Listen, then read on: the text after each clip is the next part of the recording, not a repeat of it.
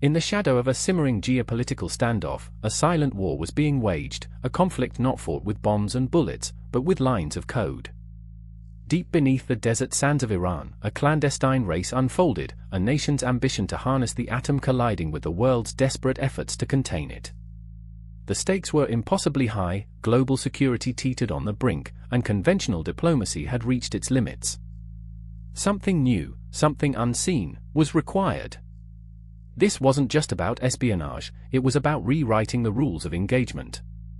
Imagine a weapon so insidious, so precise, that it could infiltrate an enemy's most fortified stronghold, operate undetected for months, and then, with surgical precision, dismantle its core infrastructure, without a single explosion, without a drop of blood shed directly by its hand. This is the story of how an invisible predator stalked its prey, a digital phantom known only by its chilling codename, Stuxnet. Its target? The beating heart of Iran's nuclear dreams.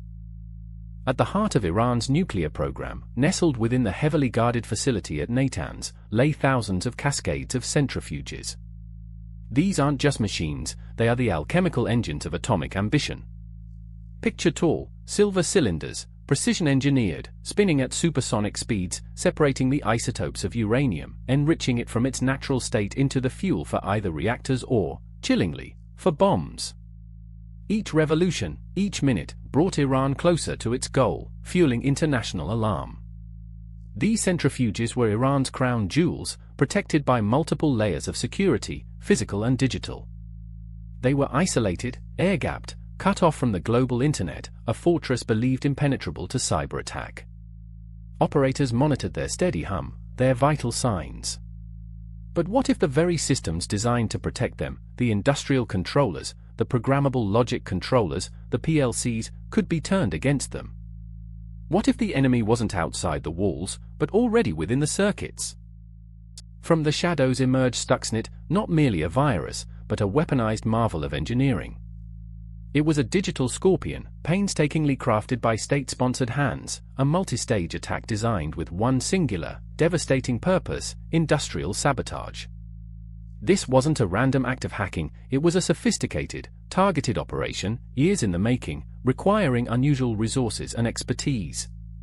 Imagine assembling a team of cyber architects, physicists, and intelligence operatives, all focused on one impossible task. Its code was a labyrinth of complexity, leveraging for zero-day exploits, vulnerabilities unknown even to the software manufacturers themselves, granting it unparalleled access.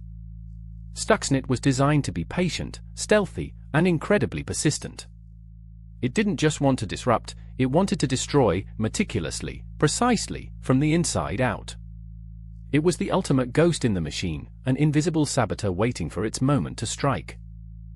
How does an advanced cyber weapon penetrate an air-gapped network, a system deliberately isolated from the internet?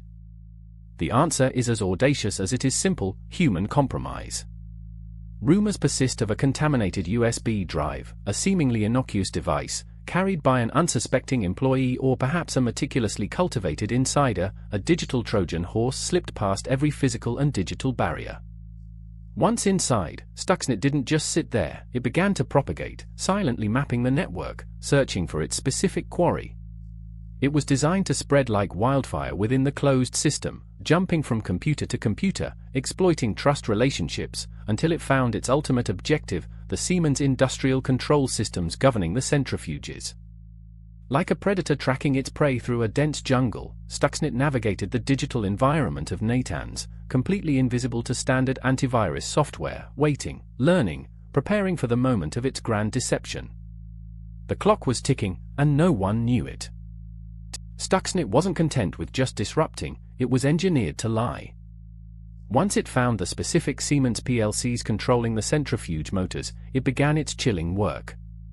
It subtly altered the frequencies, speeding up the delicate machines beyond their design limits, then slowing them down to a crawl, repeatedly, erratically.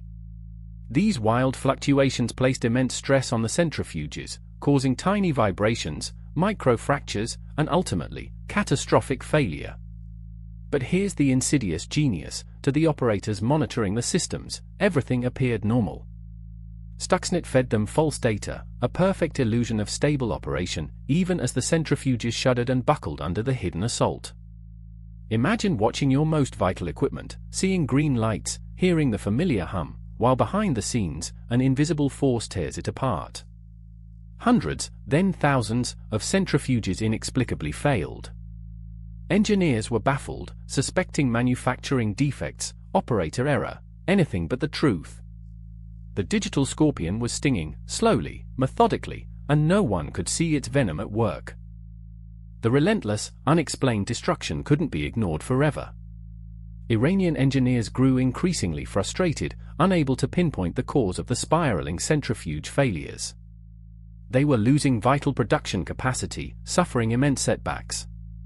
Eventually, fragments of the malicious code were discovered, not by the Iranians themselves, but by a vigilant security researcher in Belarus, who noticed an unusually large, complex piece of malware targeting industrial systems. The ghost was finally unmasked. When Stuxnet's true nature was revealed to the world, it sent shockwaves across the globe.